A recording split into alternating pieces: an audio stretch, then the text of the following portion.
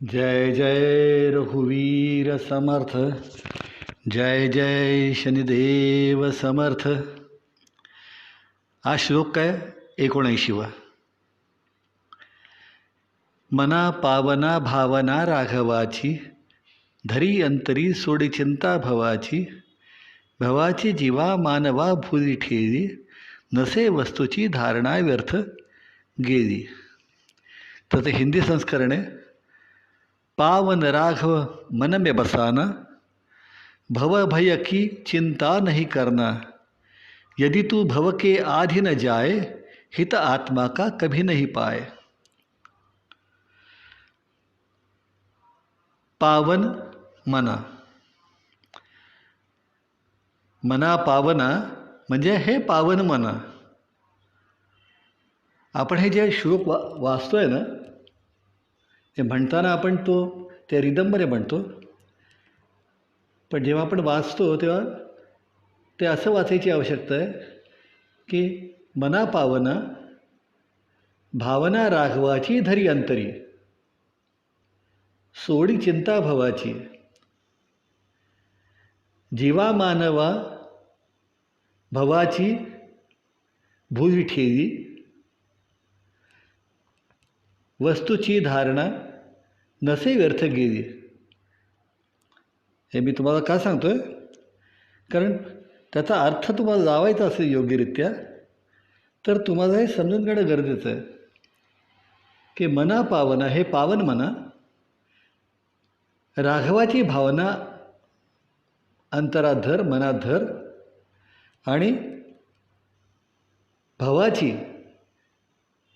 चिंता सोड. भवाची चिंता ही भ्रम आहे हे समजून घे. भवाची चिंता ही भ्रम आहे समजून घे. म्हणजे वस्तूची धारणा, म्हणजे आत्मवस्तूची धारणा जी शरीराने केली आहे ती व्यर्थ होणार नाही. आता पावन मना, राघवाची भावना अंतरी धर, हे पावन मन म्हटल्यानंतर आपल्याला पहिल्यांदा समजून घेतलं पाहिजे की मागच्या श्लोकामध्ये जे म्हटलं आहे की अहो ज्या नरा राम विश्वास नाही, म्हणजे ज्याचा रामरायांवर विश्वास नाही त्यावर सगळंच बाधतं. कारण का? कारण जिथं राम नाही तिथं पावनता असणार कुठून, पवित्रता असणार कुठून? आणि म्हणून जर मन पावन व्हायला पाहिजे असेल तर तिथं रामराय असणं गरजेचं आहे. आणि म्हणून मागच्या श्लोकात जे सांगितलं की रामरायांवरती श्रद्धा ठेवणं गरजेचं आहे. तिथे शंका ठेवू नकोस, तिथे शंका आणू नकोस मनात. आता हे सांगितल्यानंतर समर्थ रामदास स्वामी या श्लोकामध्ये सुरुवात करताना म्हणतात, मना पावना हे पावन मना. कारण लक्षात ठेवा, मनाला पावन कोण करतं? रामराय करतात. आणि त्या पावन मनात रामराय राहतात. जे मन पावन नाही तिथे रामराय राहू शकत नाहीत. एखादं घर तुम्हाला राहायला दिलं आणि त्या घरामध्ये जर तुम्ही आतमध्ये श्रीरात सगळी कचराकुंडीसारखी अवस्था असेल, उकिरड्यासारखी, तर तुम्ही राहाल का तिथं? नाही राहणार. तुम्ही म्हणाल जाऊ दे, मग दुसरी जागा बघा, मी नाही राहत इथं. त्याचं कारण आहे, घाणीत माणसासुद्धा राहायला आवडत नाही, तर परमेश्वराला कसं आवडेल? परिस्थिती अशी आहे की आम्ही आमच्या मनामध्ये इतके बऱ्या वाईट, घाणेरड्या, चांगल्या, काय म्हणाल तुम्ही आता, इतक्या गोष्टी जमवून ठेवलेल्या असतात, इतक्या गोष्टी जमवून ठेवलेल्या असतात मनामध्ये की तिथं स्वच्छता होऊ शकत नाही अशी परिस्थिती होऊन बसते. आणि अशा अडगळीच्या जागेमध्ये आम्ही जर रामरायांना बोलावलं तर रामराय म्हणतील, पहिल्यांदा तुझं ते मन स्वच्छ कर, अडगळ दूर कर, मग मला बोलाव, मग मी येतो. आणि म्हणून आपलं मन हे स्वच्छ करण्याचं काम कोण करतं? लक्षात ठेवा, परमेश्वर हा तुमच्यासाठी सगळं करायला तयार आहे. जर तुम्ही कोणाला सांगितलं की ये रे माझ्या घरात आणि माझं घर झाडून दे, देईल का होतो? नाही देणार. तो म्हणेल मला काय तेवढंच काम आहे का आणि तू माझी काय किंमत करतो का? पण आपल्या मनाची स्वच्छता करण्याचं काम मात्र आपण रामरायांना सांगतो. कारण रामराय हे आईसारखे आहेत, वडिलांसारखे आहेत. लहान पोरांना जशी आंघोळ घालायला आईवडील अगदी उत्साहाने आणि आनंदाने तयार असतात, तसंच आपल्या भक्तांच्या मनाला आंघोळ घालायला, ते स्वच्छ करायला, त्यांना पावन करायला रामराय कायम तयार असतात. इथं समर्थांनी रामराय म्हटलं आहे कारण समर्थांची उपास्य देवता राम आहे म्हणून. पण ज्यांची जी उपास्य देवता आहे त्याच्यावर जर तुमचं निखळ प्रेम असेल, निरपेक्ष प्रेम असेल, पारदर्शी प्रेम असेल, तर लक्षात ठेवा ते उपास्य देवतही तुमच्या मनाला स्वच्छच करणार आहे, पवित्रच करणार आहे. आणि सगळ्यात महत्त्वाची गोष्ट, अध्यात्माच्या मार्गात यायचं ते मन पहिल्यांदा पवित्र करण्याकरता म्हणून. कारण त्याचा पहिला सिद्धांत, अध्यात्माच्या मार्गाचा पहिला सिद्धांत आहे की तुमचं मन पवित्र असलं पाहिजे. कारण तुमचं जर मन पवित्र नसेल तर तुम्ही अध्यात्माच्या मार्गावरती प्रगती करूच शकत नाही.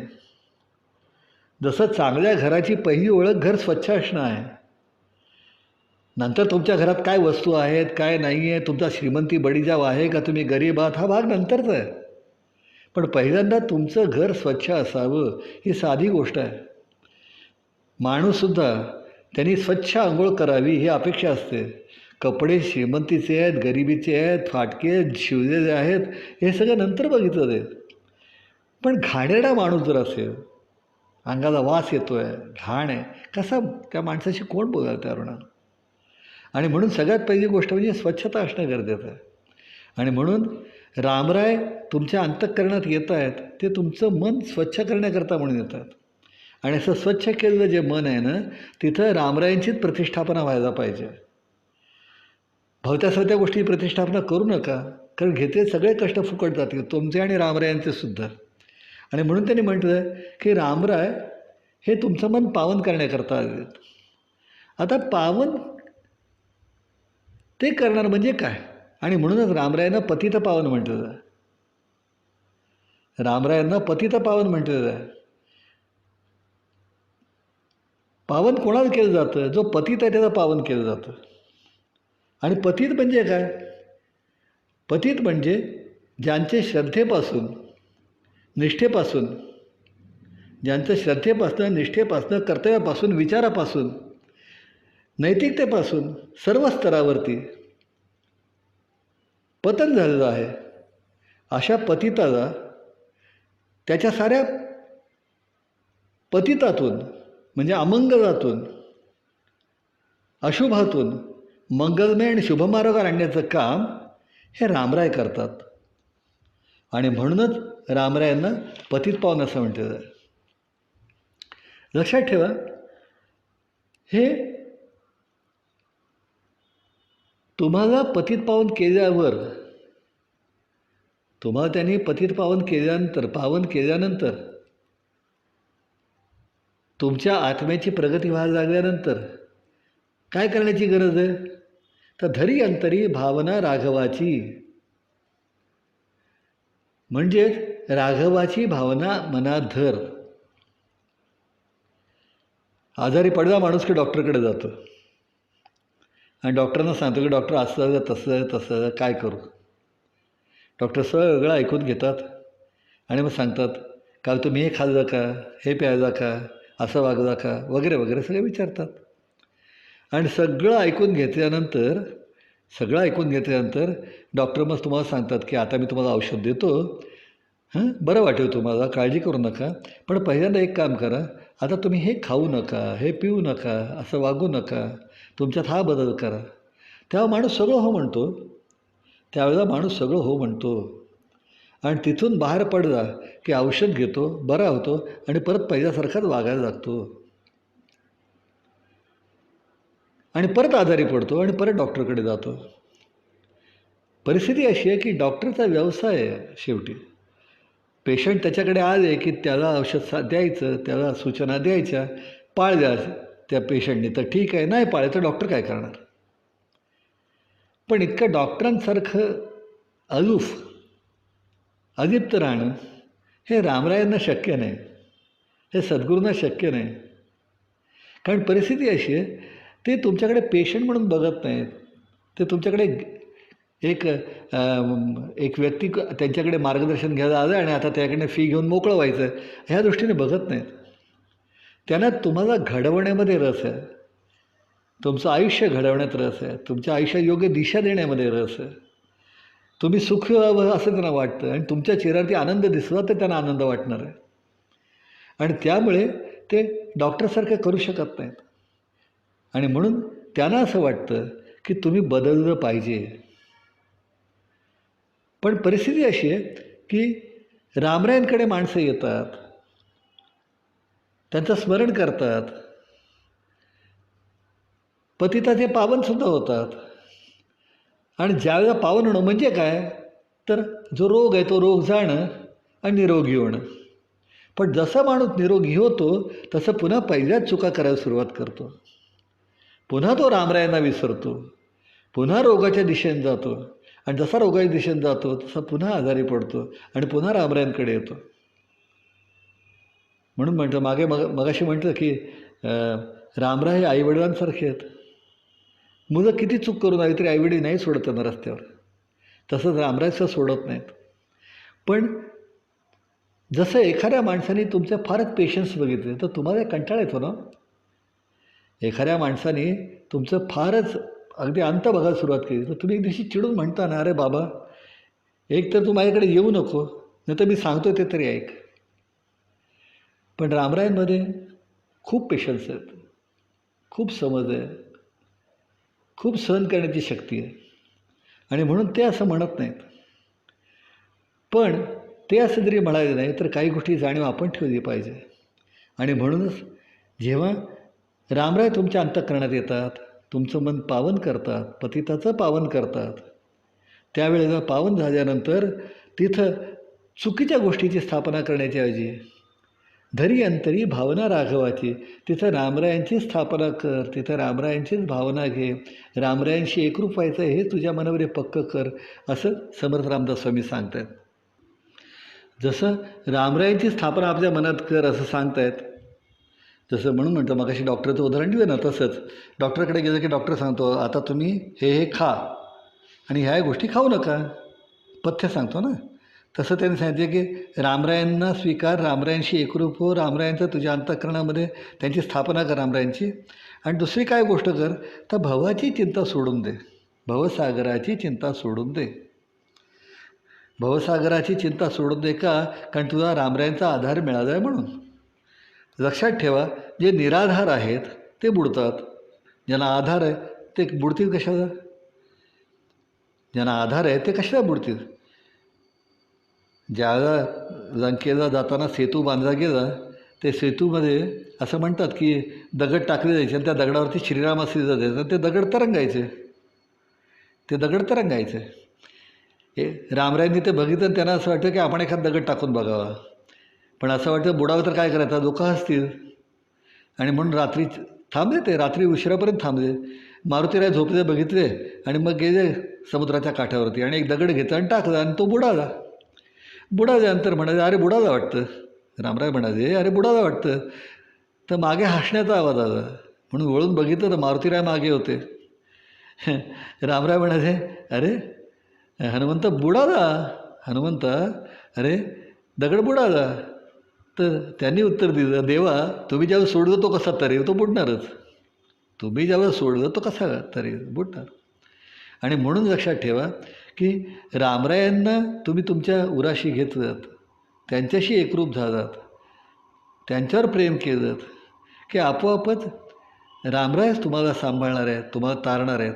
आणि जेव्हा ते तारायला तुम्हाला आहेत तेव्हा तुम्हाला भवसागराची या भय करण्याची कारण नाही, भवसागराला घाबरण्याचं कारण नाही, ती चिंता करण्याचं कारण नाही. आणि ज्यावेळेला ही चिंता तुमची सुटते, लक्षात ठेवा झोपेमध्ये स्वप्नामध्ये आमचे काका होते, मी लहान होतो त्यावेळेला. आणि तेव्हा ते घरी यायचे आणि आले की झोपताना मला म्हणायचे विश्वेश चला मी तुला गोष्ट सांगतो. आणि गोष्ट सांगता सांगता सांगता सांगता ती झोपून जायची आणि मी झोपून जायचो. एकदा काय झालं, रात्री त्यांनी गोष्ट सांगितली, ते झोपले, मी पण झोपलो आणि अचानक मला जाग आली, कारण ते ओरडत होते आणि ते ओरडून ओरडून सांगत होते, "नका हो, मारू नका हो, मारू नका मला, मारू नका. अहो नका हो मारू मला, किती मारताय, किती मारताय?" ओरडत होते. मला कळलं नाही, असं ह्यानं कोण धरलं नाही, काय नाही, ओरडतायत का?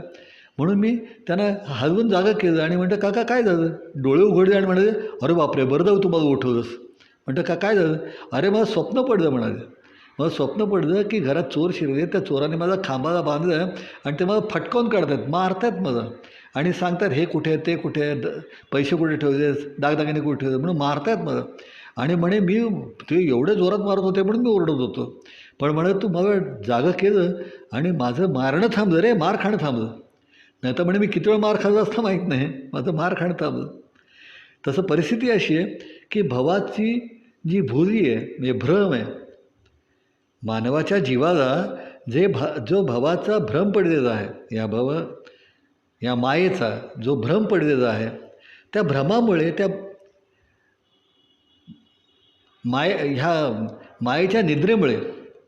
ह्या मायेच्या निद्रेमुळे, परिस्थिती अशी आहे की हे स्वप्न माणसाचं खरं वाटतं, हे स्वप्नवत असणारं जग हे माणसाचं खरं वाटतं आणि ते जर खरं वाटलं तर सगळं गोंधळ होतो. आणि म्हणून त्यांनी म्हटलं की माणसाच्या जीवाला ह्या मायेची जी भुली पडलेली आहे, भवाची जी भुली पडलेली आहे, त्याच्यातनं ती जर दूर केली, म्हणजे त्या माणसाला जर जागं केलं, त्या भक्ताला, त्या उपासकाला जर जागं केलं, तर जागं केल्यावर आपोआपच तो भ्रम, ती भूल दूर होणार आहे. आणि जसा तो भ्रम दूर होईल, ती भूल दूर होईल, तसं आपोआपच त्याला हे लक्षात येईल की आपल्याला हा जो नरदेह मिळालेला आहे, त्या नरदेहाचं जर सार्थक करायचं असेल, नसे वस्तूची धारणा व्यर्थ गेली, म्हणजे काय, वस्तूची धारणा व्यर्थ गेली नाही असं तेव्हाच होईल. वस्तू म्हणजे आत्मवस्तूची धारणा या शरीराने जी केली आहे, ती धारणा योग्य ठरली, कारणी लागली, फळाला आली, असं जर वाटत असेल तर ते तेव्हाच वाटेल की जेव्हा तुमच्यातला असणारा मायेचा भ्रम निघून जाईल. ही मायेचा भ्रम गेल्यानंतर तुम्हाला जागृती येईल, रामराय तुमच्या अंतःकरणामध्ये स्थिर होतील आणि तुमचं पावन मन हे तुम्हाला अधिकाधिक आध्यात्मिक दृष्टिकोनातून पुढे न्यायला सुरुवात करेल. हे सगळं घडावं एवढ्यासाठीच हा श्लोक आहे. जय जय रघुवीर समर्थ, जय जय शनिदेव समर्थ.